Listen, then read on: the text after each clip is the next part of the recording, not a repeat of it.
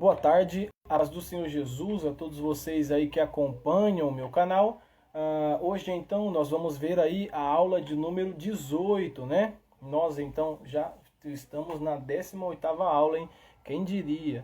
Pela graça de Deus estamos aí acabando o livro de Gênesis, né? Mais aí uns 12, 15 capítulos e o livro de Gênesis vai acabar. Hoje nós vamos para a aula de número 18, tá? Essa aula vai ser um pouco grande, porque nós vamos ver aí os capítulos de número 37, 38 e 39 de Gênesis, tá? Nós vamos ver o começo da história de José, tá? Nós vamos começar aí a ver a história de José, que vai se estender até o final do livro de Gênesis, tá? Então, nós vamos ver aí várias coisas, tem muita coisa para a gente ver, muito tópico interessante.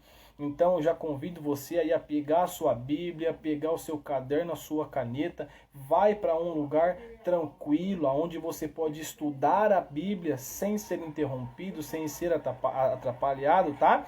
Pausa o vídeo sempre que necessário, você que está aí vendo este vídeo pelo YouTube, você que viu aí ao vivo, depois mais tarde estará no meu canal do YouTube, você vai lá, assiste de novo, tiver alguma dúvida, manda no comentário do vídeo que eu vou tentar responder da melhor maneira possível, tá? Então, sem mais delongas, sem mais enrolação, vamos então começando a nossa aula de número 18, Gênesis capítulo de número 37, aonde nós vamos começar aí a história de José. Vamos lá.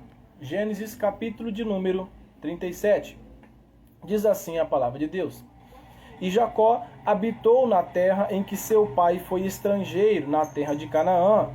E estas são as gerações de Jacó. José, sendo da idade de 17 anos, estava apacentando as ovelhas com seus irmãos. E o rapaz estava com os filhos de Bila e com os filhos de seu pai.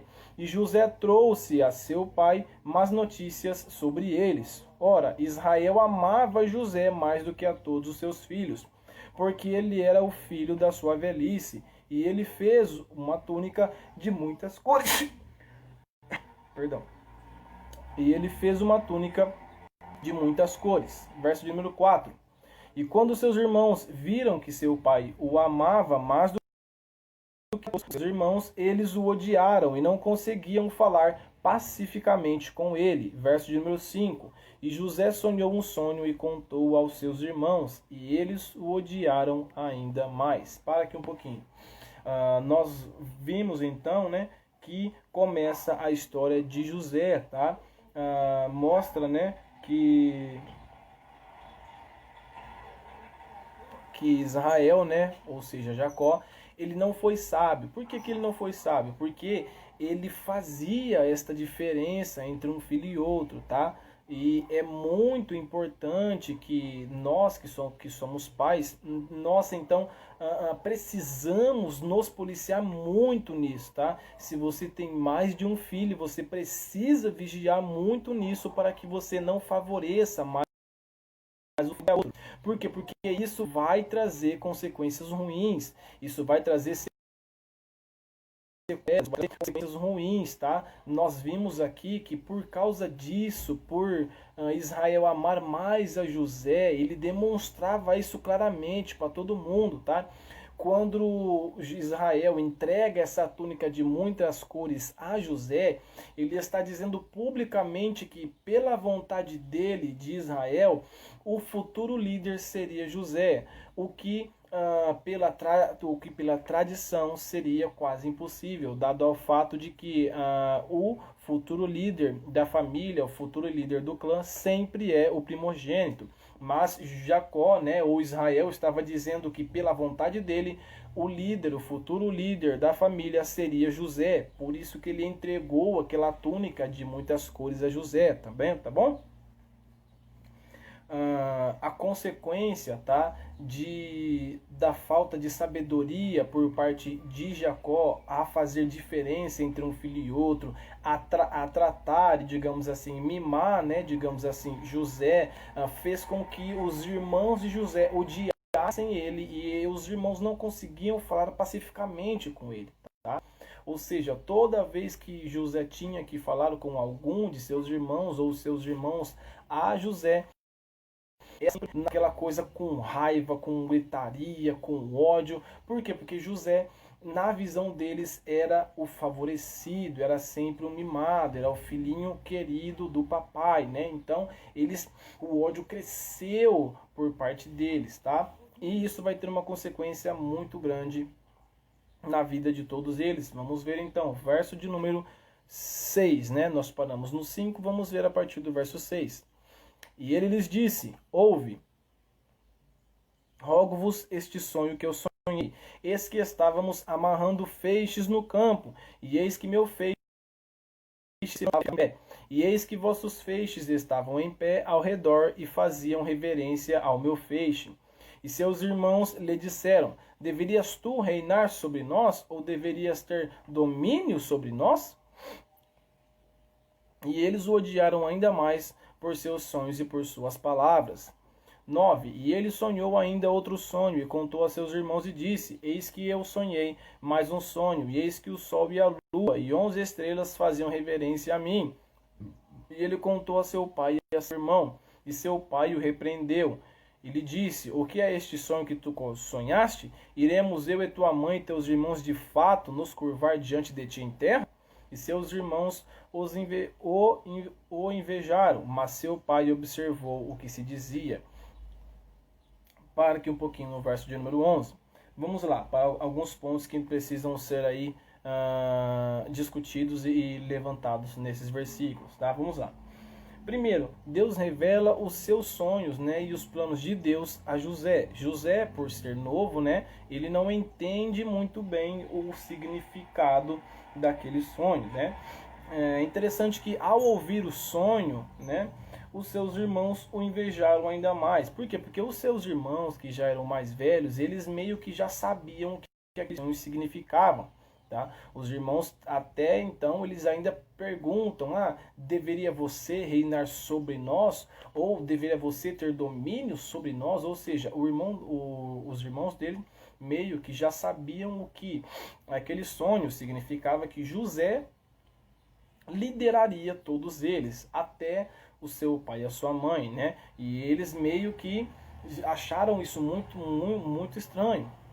E por mais que Jacó repreendeu ele, Jacó, como diz no final do versículo 11, dizia: observava o que se dizia. Ou seja, Jacó, mesmo não acreditando, mesmo não querendo muito ouvir aquilo, ele ainda aceitou aquilo e começou a observar. Por quê? Porque por mais que Jacó era um homem de Deus, Jacó era um homem temente a Deus, que ouvia a Deus.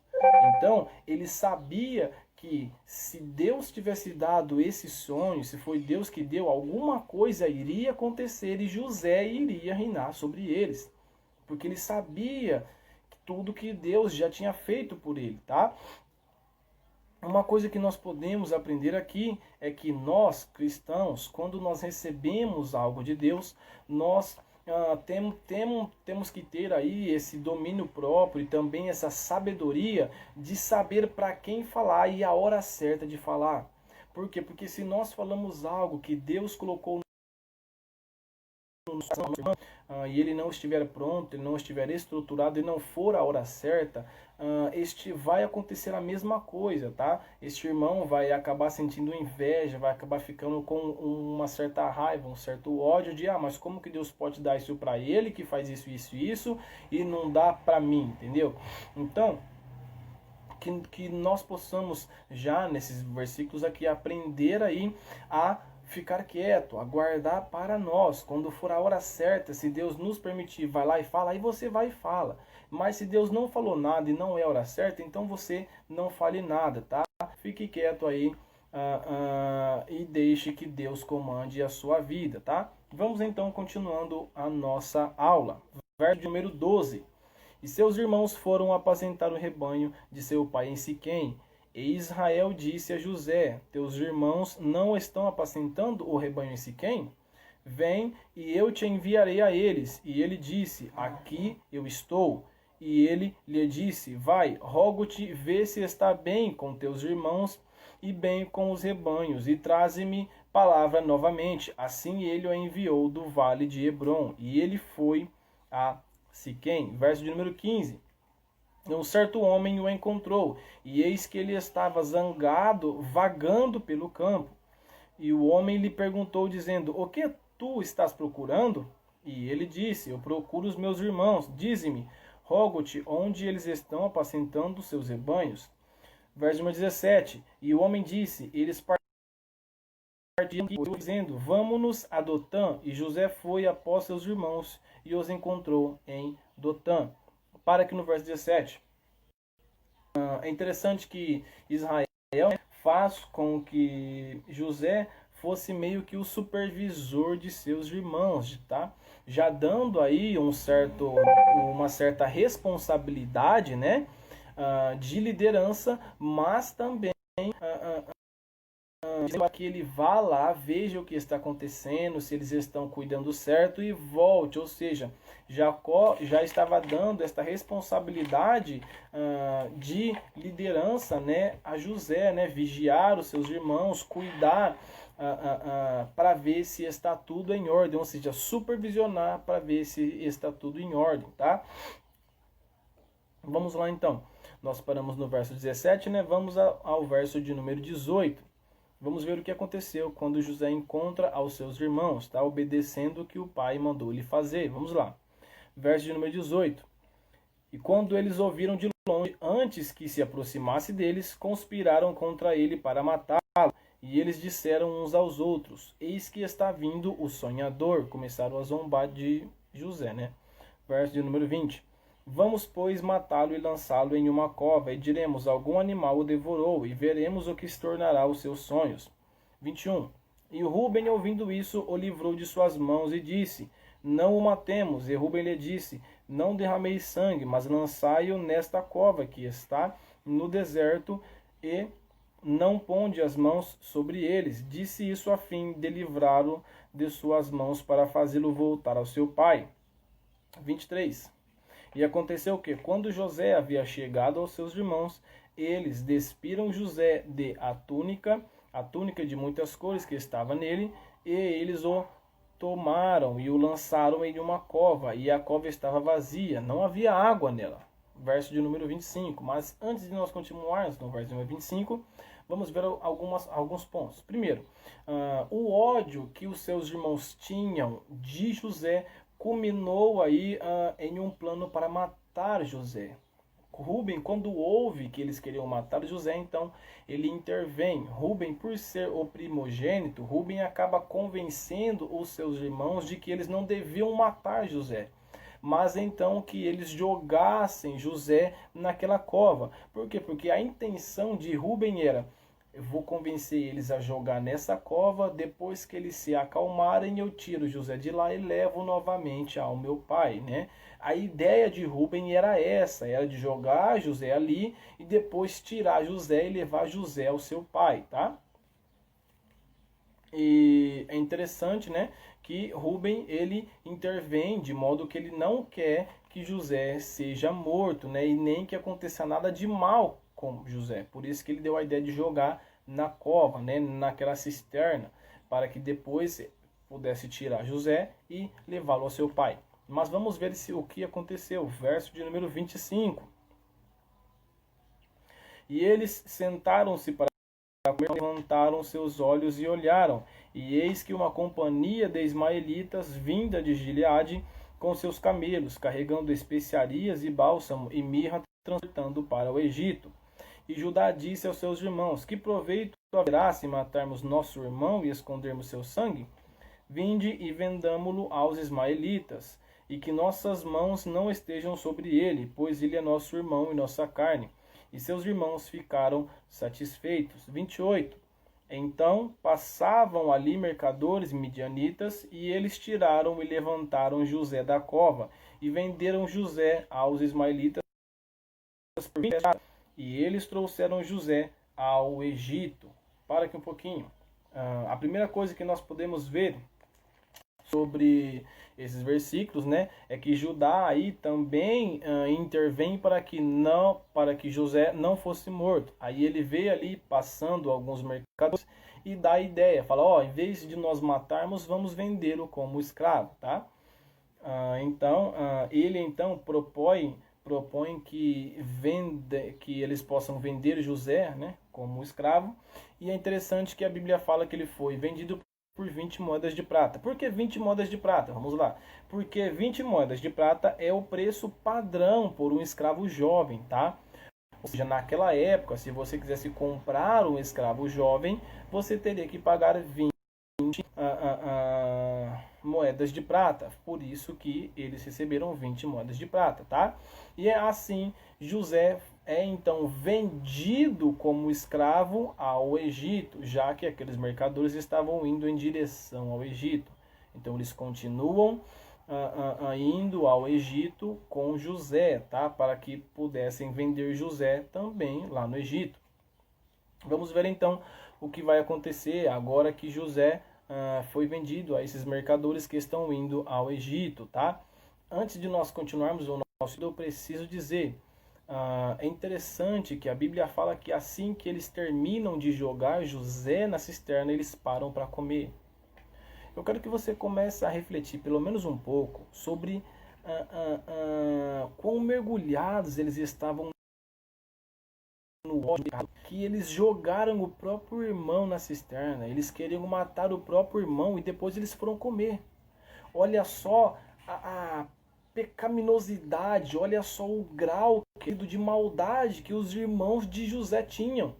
Porque eles tinham acabado de jogar José em uma cisterna, eles estavam tramando como iriam matar José e pararam para comer.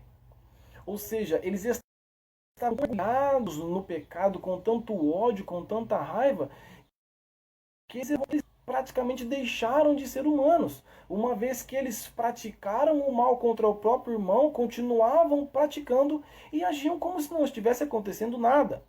Eu preciso dizer que nós precisamos aprender com esta atitude. Muitas e muitas vezes nós estamos agindo assim. Nós podemos ajudar o nosso irmão, mas aquela ideia de que ele está passando o que ele merece faz com que nós ficamos totalmente cegos. Cegos pelo orgulho, pela raiva. E isso nos cega para viver aquilo que Cristo disse. Amai o nosso próximo como a ti mesmo. Ele não disse amar quem merece, ele disse amar o próximo, querido. Ele não disse amar quem te ama. Ele não disse retribuir só a quem te dá. Não, querido, ele falou para amar todo mundo. Ele falou para abençoar todo mundo, para ajudar todo mundo. Então, da mesma maneira que os irmãos de José mostraram aí esse grau de periculosidade, de maldade, que estavam praticando mal ao seu próprio irmão e pararam para comer como se nada tivesse acontecendo, nós muitas das vezes agimos assim. Então, que nós possamos refletir e será que eu não estou agindo muito na raiva? Será que eu não estou muito orgulhoso? Será que eu não estou muito maldoso? Será que eu na minha ira e isso tem tirado a minha atenção para fazer aquilo que Deus quer?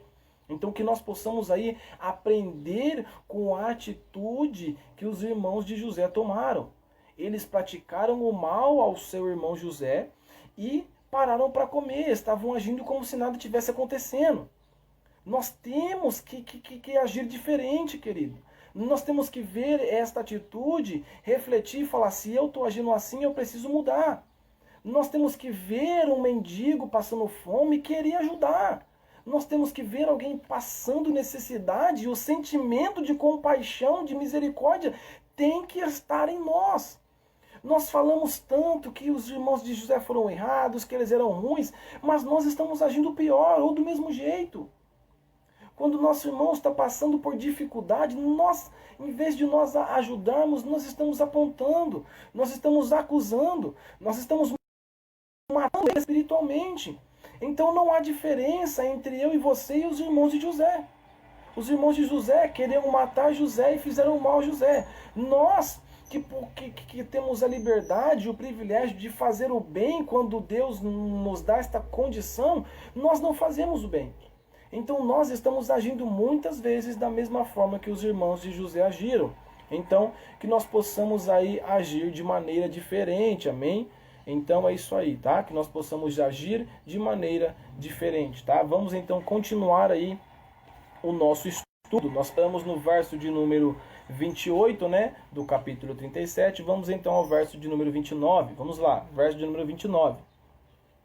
E Rúben retornou à cova, e eis que José não estava na cova, e ele rasgou suas vestes, e ele retornou aos seus irmãos e disse: o menino não está, e eu para onde irei? E eles tomaram a túnica de José e mataram o cabrito, e mergulharam a túnica no sangue, e eles enviaram a túnica de muitas cores e a levaram a ou não a túnica de teu filho. E ele a reconheceu e disse: é a túnica de meu filho, uma fera o devorou. José, sem dúvida, foi rasgado em pedaços. 4. E Jacó rasgou suas vestes e colocou um pano de saco sobre os seus lombos, e lamentou por seu filho durante muitos dias. 35. E todos os seus filhos e todas as suas filhas se levantaram para consolá-lo, mas ele recusou ser consolado. E ele disse: pois eu descerei ao túmulo lamentando meu filho. Assim seu pai chorou por ele. E os midianitas o venderam ao Egito, a Potifar, oficial de Faraó, o capitão da guarda. Para que, antes de nós estudarmos aí o capítulo de número 38, iniciarmos o capítulo de número 38, eu preciso dizer algumas coisas muito importantes sobre esses versos que nós lemos. Tá? Quando Rúben vê o que aconteceu com José, por ele ser o primogênito e por ele não querer que José tivesse sofrido qualquer mal, ele se sente culpado. E quando ele se sente culpado, ele rasga suas vestes, porque isso era, naquele tempo, um sinal claro, tá? de arrependimento, de que você não sabia o que fazer, tá? Então você rasgava suas vestes. E ele chegou até os seus irmãos e disse: o menino não está lá, e eu vou para onde? Ou seja, o que eu vou fazer agora? Eu sou primogênito. A responsabilidade era minha, eu tinha que cuidar dele. E agora, o que eu vou fazer?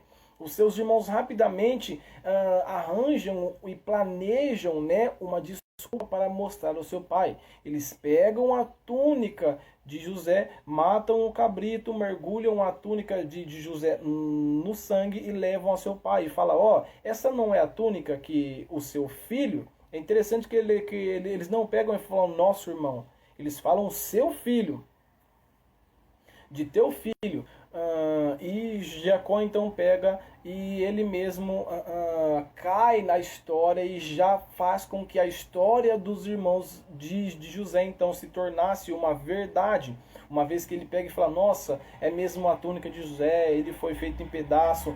E ele ficou tão triste amargamente, tão triste, que ele recusou ser consolado. Quando seus filhos e as suas filhas iam até ele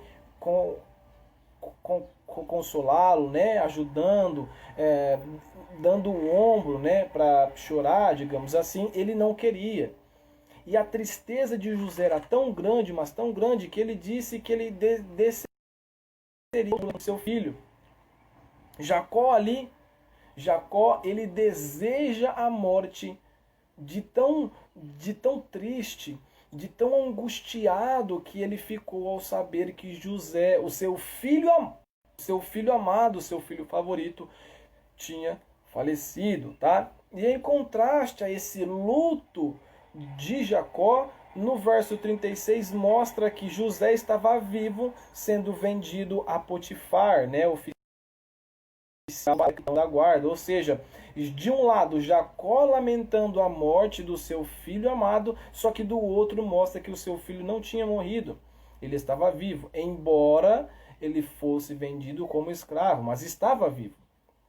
Uma coisa interessante que nós precisamos aprender, que eu não posso deixar passar, é o fato de que Jacó, ele deseja a morte, ele não quer ser consolado e deseja a morte.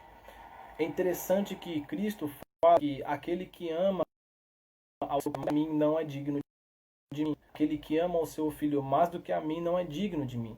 Então, mas uma atitude que nós precisamos tomar é o fato de que nós não podemos de maneira alguma deixar nada na frente de Deus.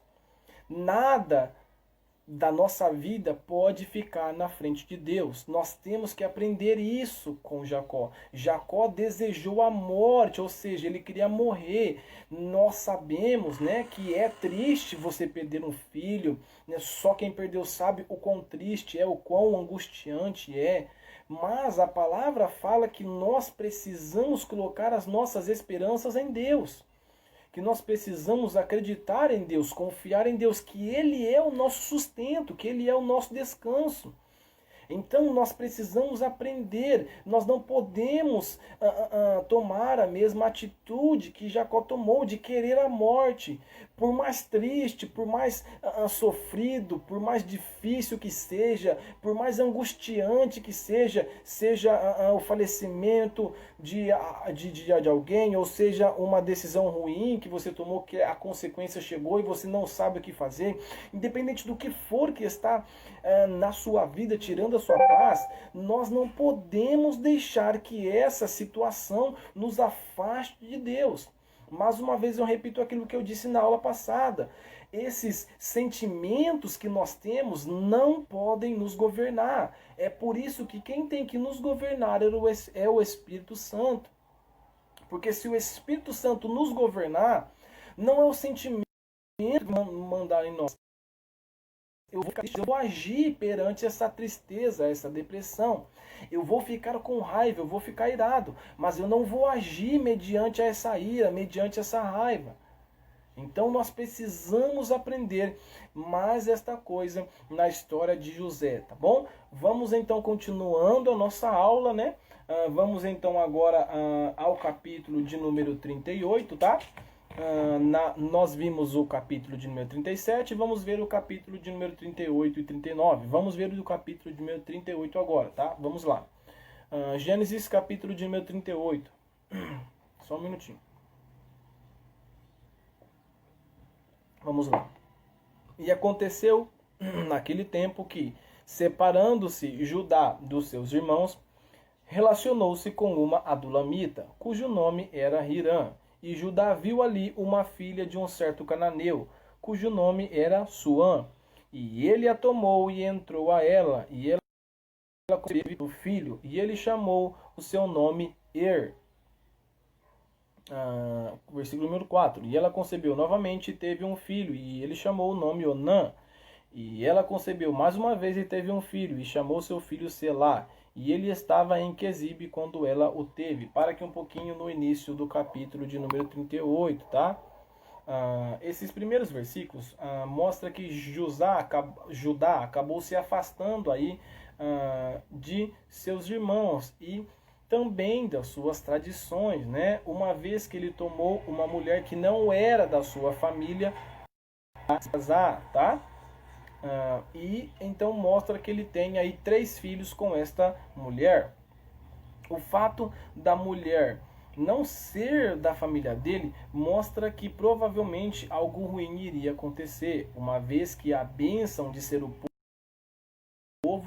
o escolha de Deus estava condicionada à linhagem sanguínea da família dele, tá? Então quando ele pega e toma essa decisão, mostra que algo ruim consequentemente iria acontecer. Vamos ver então o que com esses filhos de Judá. Vamos lá, verso de número 6. E Judá tomou uma mulher para seu primogênito, cujo nome era Tamar. E o primogênito de Judá, foi mau aos olhos do Senhor, e o Senhor o matou. E Judá disse a Onã: entra a mulher de teu irmão e case com ela, e levanta a semente de teu irmão. E Onã sabia que a semente não seria sua. E acontecia que quando ele entrava a mulher de seu irmão, ele derramava no chão, para que ele não desse semente ao seu irmão. E a coisa que ele fez desagradou ao Senhor, e por isso também. Então Judá disse a Tamar, sua nora: permanece viúva na casa de teu pai, até que Selá, meu filho, seja grande.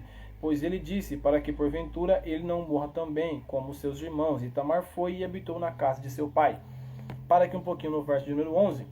Primeiro, mostra que os filhos, né, de Judá foram desobedientes e desagradaram a Deus. Então Deus pegou e o matou. Judá então diz, né, a sua nora para que ela espere até que o seu filho caçula cresça, né? Judá tem 3 filhos, né? 2 foram mortos por Deus. O terceiro, o caçula, ainda era pequeno. Então ele pega e fala, ó, volta para casa de seu pai, espera lá que quando o meu filho caçula tiver a idade de se casar, eu então darei ele a ti, ele se casará contigo, para que ele não morra como seus irmãos, né? É interessante que a palavra fala que Deus matou eles. É interessante que a palavra fala que ele desagradou a Deus, desobedeceu a Deus e Deus o matou, tá? Graças a Deus que nós estamos no tempo da graça, o que significa que quando nós pecamos, nós não vamos ter essa morte física, tá?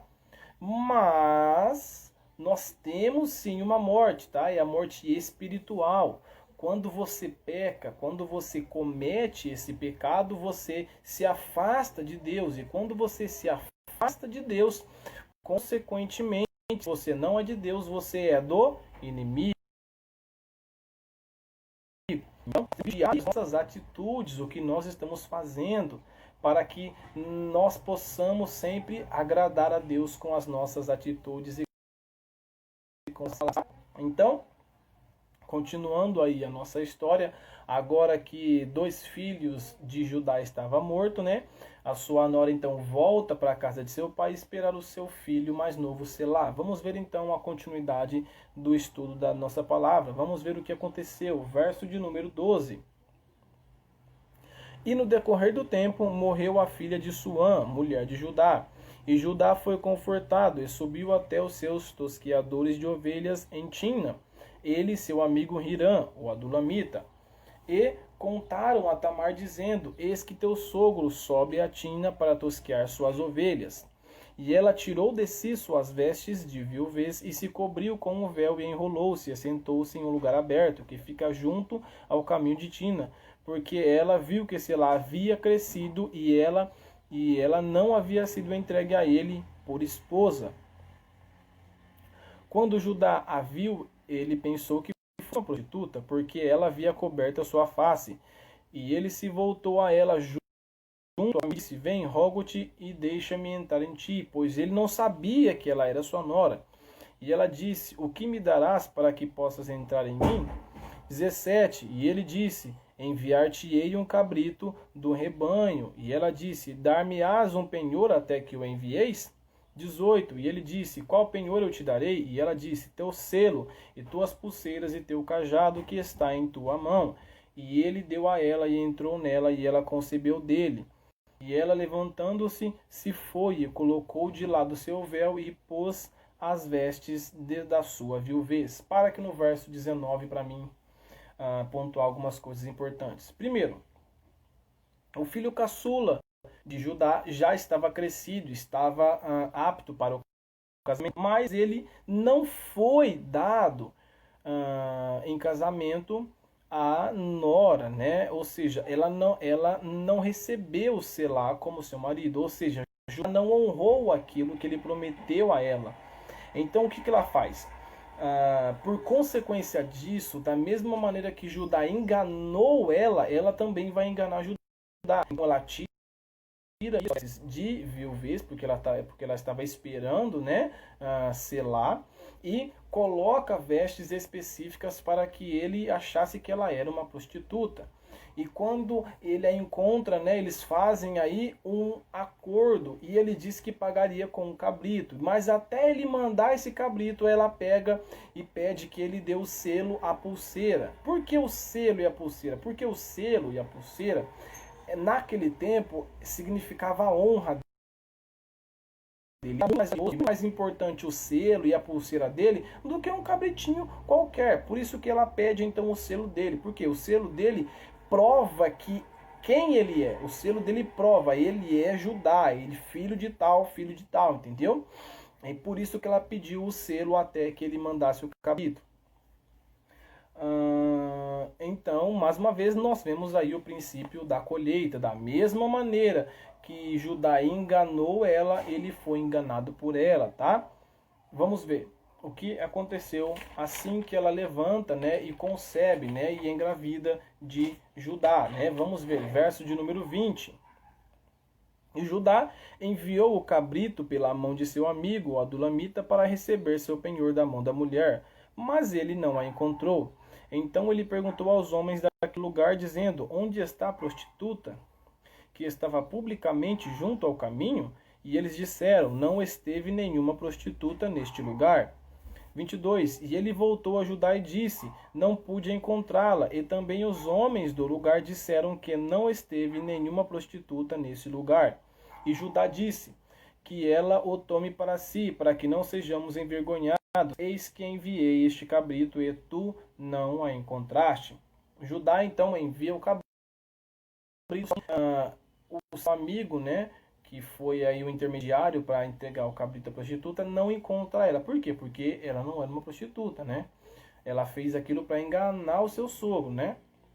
Então, quando ele não encontra, Judá pega e fala: tomara então que ela fique com aquilo lá e fique quieta, para que nós não venhamos a ser envergonhados. Por quê? Porque aquilo é a honra dele. E a honra dele, na visão dele, estava com uma prostituta. Então, para que ele não pudesse ser envergonhado, Judá então pega e torce para que ela fique com o penhor e não mostre a ninguém, tá? Vamos ver então o que acontece a seguir, tá? Verso de número 24 de Gênesis 38, vamos lá. E aconteceu que, quase 3 meses depois, contaram a Judá dizendo: Tamar, tua nora, prostituiu-se e também, eis que está com o filho da prostituição. E Judá disse: Trazei-a e seja ela queimada. 25. Mas enquanto era trazida, enviou a dizer a seu sogro do homem: Estas coisas pertencem, estou grávida. E ela disse: Reconheces? Suplico-te, de quem são estas coisas? O selo, as pulseiras, o cajado. 26. E Judá os reconheceu e disse: Ela foi mais justa do que eu, porque não lhe dei selar, meu filho, e ele nunca mais a conheceu. E aconteceu que, no tempo de seu parto, eis que havia gêmeos em seu ventre. E aconteceu que, quando ela deu à luz, um pôs para fora sua mão, e a parteira tomou e amarrou na sua mão um fio escarlate, dizendo: Este saiu primeiro. E aconteceu que, quando ele puxou de volta sua mão, eis que seu irmão saiu. E ela disse: Como foi que rompeste esta brecha seja sobre ti? Por isso seu nome foi chamado Pérez. E depois disso saiu seu irmão, o que tinha o fio escarlate sobre a sua mão, e seu nome foi chamado Zerá. Para aqui um pouquinho, que o capítulo 38 acabou-se agora. Vamos ver algumas coisas importantes, tá? Vamos lá. Primeiro, mostra, né, que Tamar estava grávida de gêmeos, tá? Mostra também, né, o nascimento, né, e o nome dessas crianças. Mas antes disso, mostra que pela lei, tá, ela seria queimada viva, tá? Então, quando Judá pega e pede para chamar ela para que a lei pudesse acontecer, ela pega então e fala: ó, eu estou grávida dessa pessoa aqui. E quando ela entrega o selo, a pulseira e o cajado, ele pega e fala: não, além de ele tirar a sentença, ele pega e fala: ela foi mais justa que eu.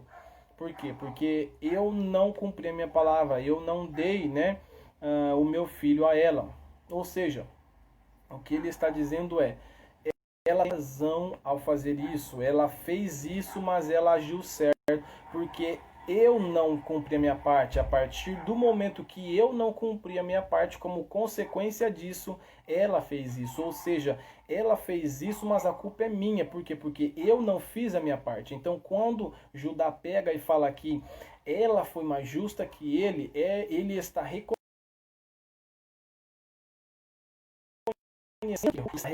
Ela só fez isso por culpa dele, tá? Ou seja, isso aconteceu por consequência do meu erro.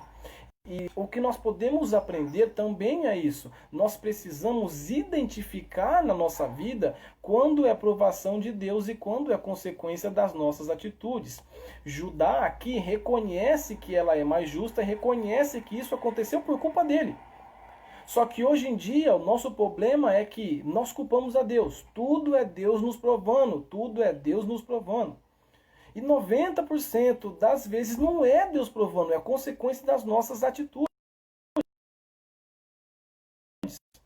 De uma maneira simples, você ganha 2.000 e gasta 3. A culpa é de Deus? É o devorador? É o demônio? Não, querida, a culpa é sua. Não tem nada a ver com Deus. Se você ganhar 2.000 e gasta 3, consequentemente não vai dar certo. Outra coisa, se a Bíblia fala que nós devemos vigiar nas nossas atitudes, que o jugo de eu sendo um cristão, para que eu vou casar ou namorar com uma católica, com alguém que é ateu, ou com alguém de outra religião? Aí a desculpa que todo mundo dá, eu vou, querido, você não vai evangelizar ninguém. A pessoa que fala com essa visão tá tão fora de Deus que quando a coisa apertar, em vez dela trazer a pessoa para a igreja, é ela que vai pro mundo. Então, nós precisamos reconhecer quando é Deus provando e quando é consequência das nossas atitudes.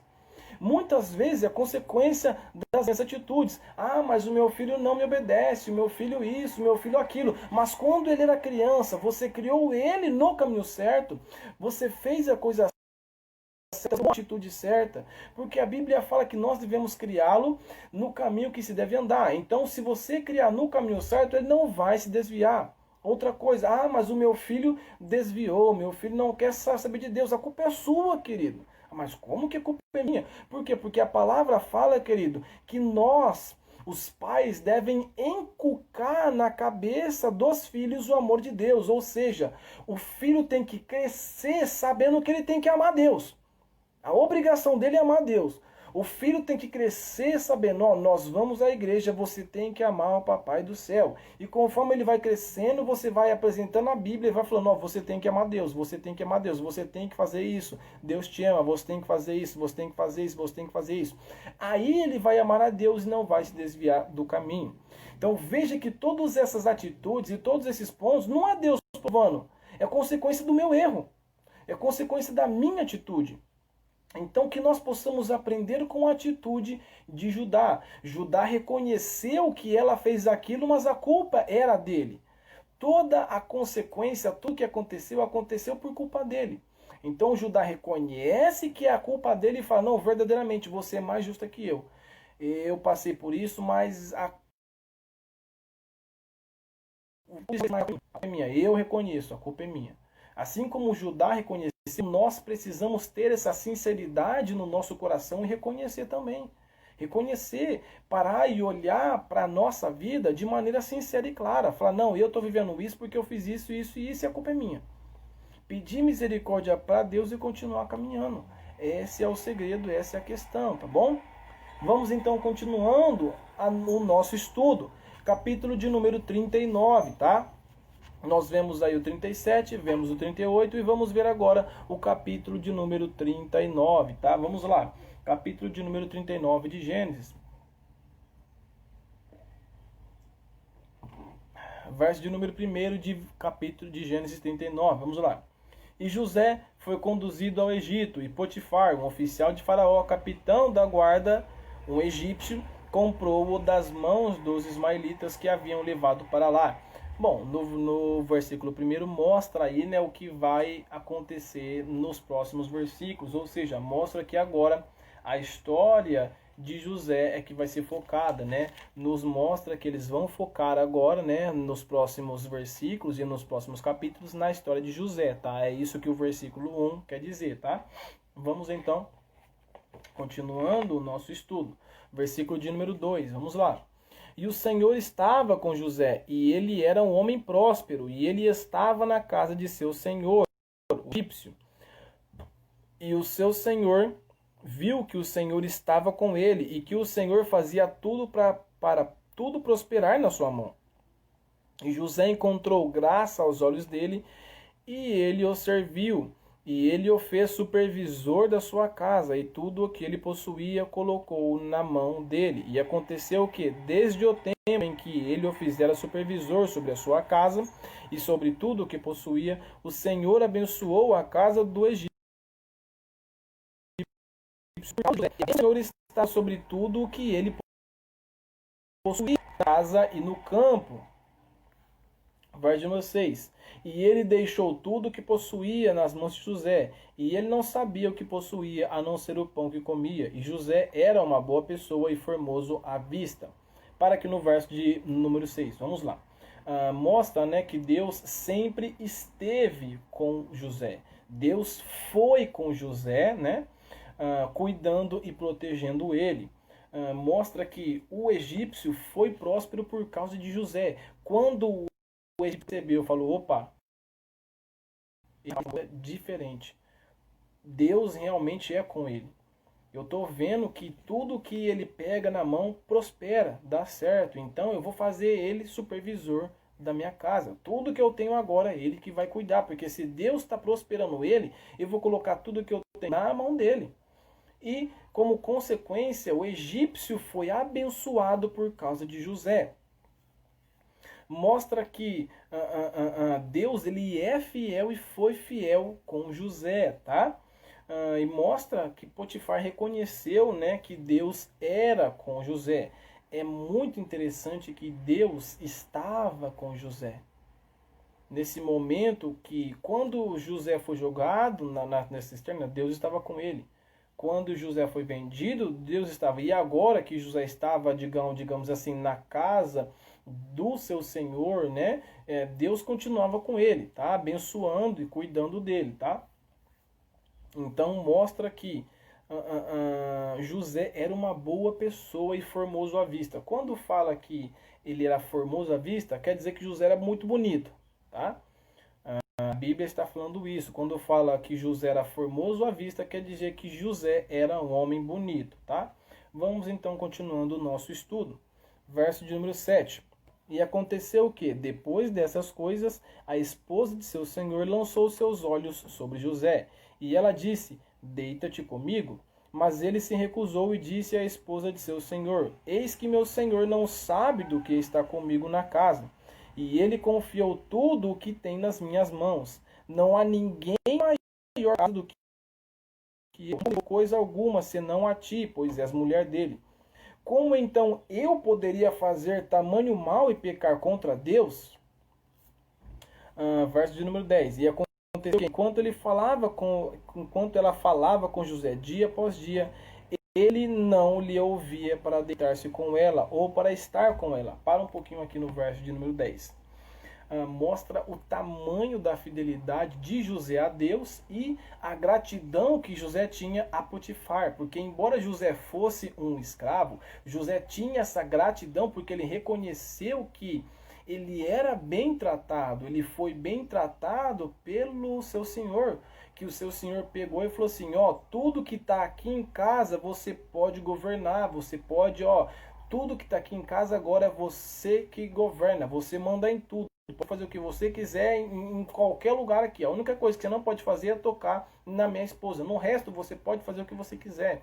Então, como mostra que José reconheceu e tinha essa gratidão, que tinha essa gratidão ao seu senhor Potifar e também era fiel a Deus. Quando ele fala, como poderia? Porque José sabia que isso era errado.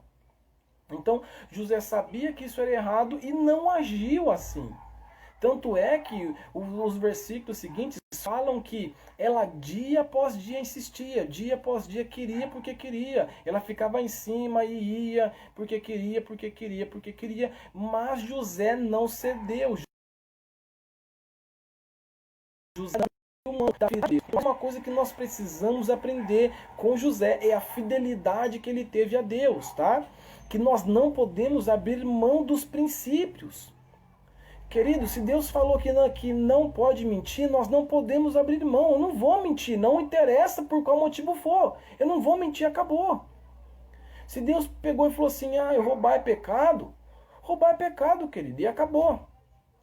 Quando você for ao mercado e a mulher te dá R$ 5 a mais de troco, você vai lá e vai devolver, porque o dinheiro não é seu. Se o dinheiro não é seu, você está roubando, querido. Roubar é pecado, vai te afastar de Deus, você vai para o inferno do mesmo jeito.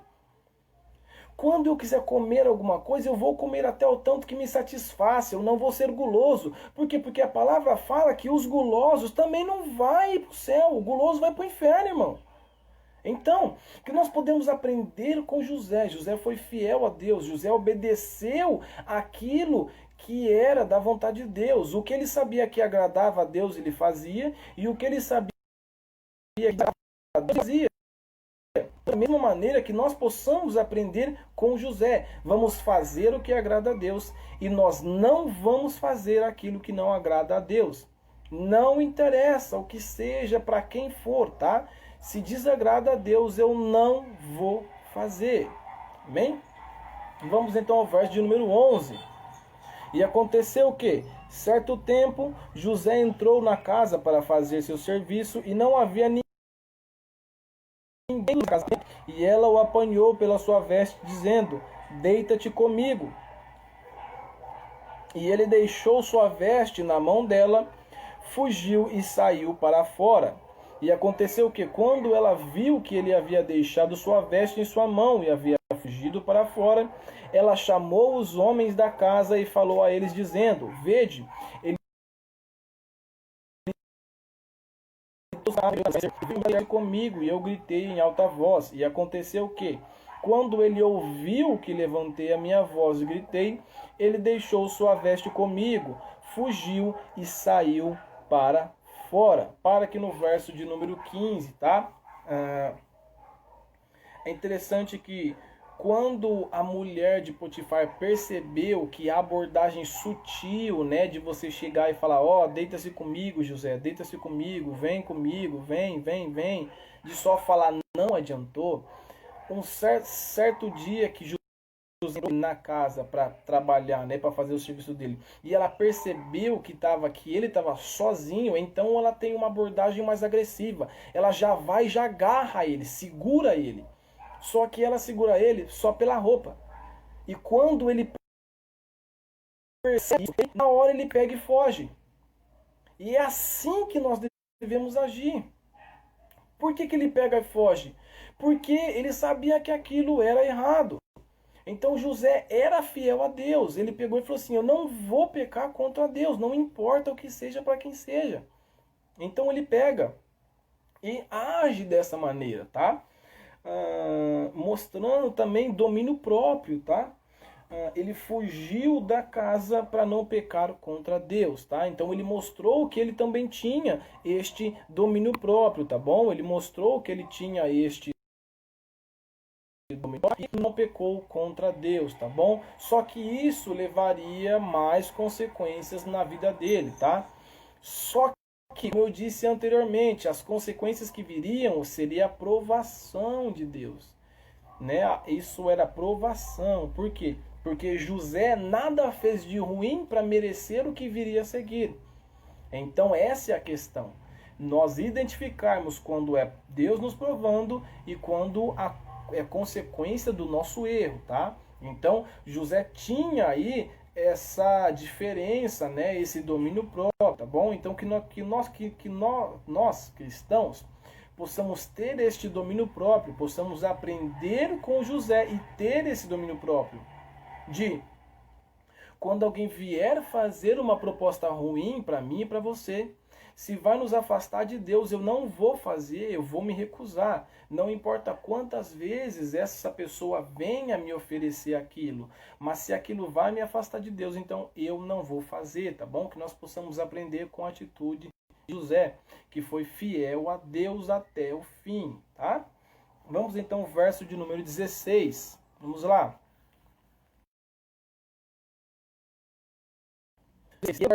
Até que seu senhor passe para casa. 17. E ela lhe falou segundo estas palavras, dizendo: o servo hebreu que tu nos trouxeste veio a mim para me escarnecer. E aconteceu o que, quando eu levantei a minha voz e gritei, ele deixou sua veste comigo e fugiu. E aconteceu o que, quando seu senhor ouviu estas palavras de sua mulher, que ela lhe falou, dizendo: foi desta maneira que teu servo agiu comigo, sua ira se acendeu.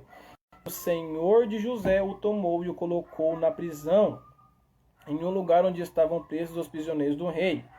E ele esteve ali na prisão. Para que no verso 20 rapidinho, tá? Nós vemos então a conclusão do plano da esposa de Potifar, quando ela não consegue se deitar com José nem na abordagem simples e nem na abordagem agressiva. Ela então aproveita que José fugiu, né, e deixou ali a sua roupa para inventar uma história a seu marido. Quando então seu marido ouve a história que a esposa dele inventou, né, ele se acendeu a ira, ou seja, ele ficou irado, ele ficou muito nervoso na hora. E como ele era chefe da guarda, né, o que ele fez? Ele pegou José e jogou José na prisão. E José esteve ali na prisão, ou seja, José ficou preso ali. Mas vamos ver o que acontece no verso de número 21, continua a nossa história. Ver o que aconteceu quando José esteve na prisão. Versículo de número 21. Mas o Senhor estava com José e lhe mostrou misericórdia. Ele deu favor aos olhos do guarda da prisão. E o guarda da prisão confiou à mão de José todos os prisioneiros que estavam na prisão. E tudo o que eles faziam ali, era ele que fazia tudo ali. O guarda da prisão não cuidava de nada que estava sobre a mão dele, porque o Senhor estava com ele, e aquilo que ele fazia, o Senhor fazia prosperar. Para aqui. Acabamos, né? Ressaltadas. Primeiro, o verso de número 20 começa dizendo: e o Senhor, o 21, mas o Senhor estava com José.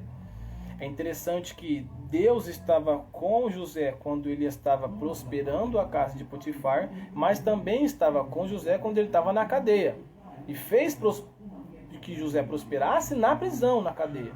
Então essa é a questão. Nós precisamos confiar e acreditar que o que está nos ensinando aqui? Nos ensina que Deus está conosco nos momentos bons e nos momentos ruins.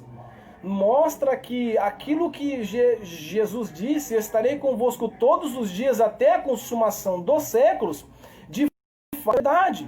Nós precisamos confiar naquilo que Deus disse, naquilo que Cristo disse. Ele disse que estaria conosco todos os dias. Os séculos não se consumaram, então ele está conosco hoje, esteve conosco ontem e estará conosco amanhã. Então nós temos essa confiança. A palavra mostra que Deus esteve com José, abençoando José. Por quê? Porque quando é provação de Deus, quando Deus prova a gente e a gente age segundo a obediência, porque você aprendeu que a promessa está condicionada à obediência. Então, quando você obedece a Deus, Deus vai te honrar, Deus vai te sustenta.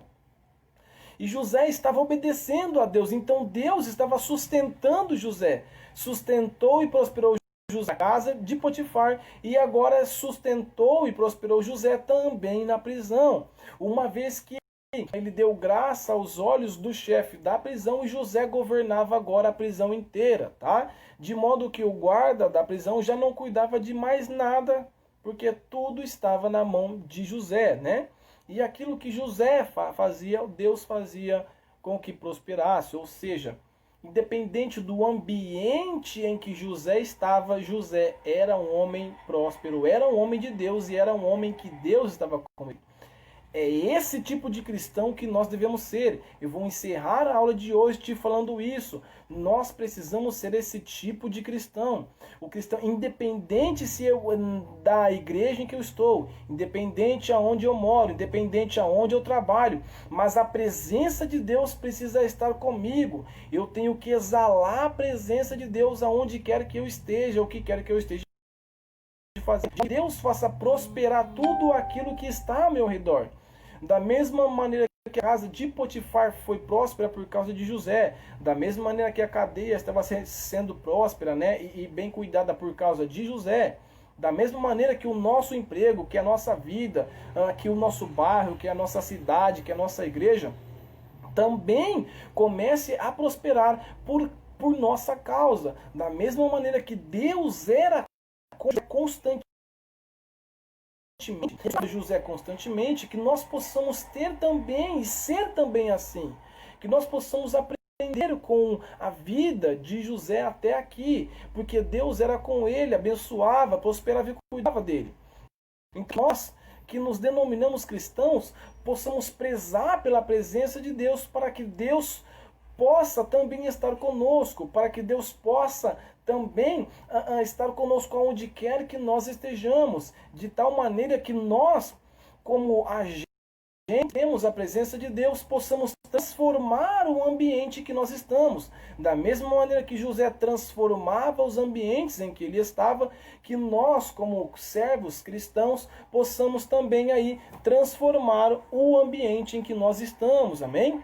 Então, que nós possamos aprender aí com a atitude e a história de José que nós vemos até aqui, tá? Esta foi a aula de número 18, tá bom?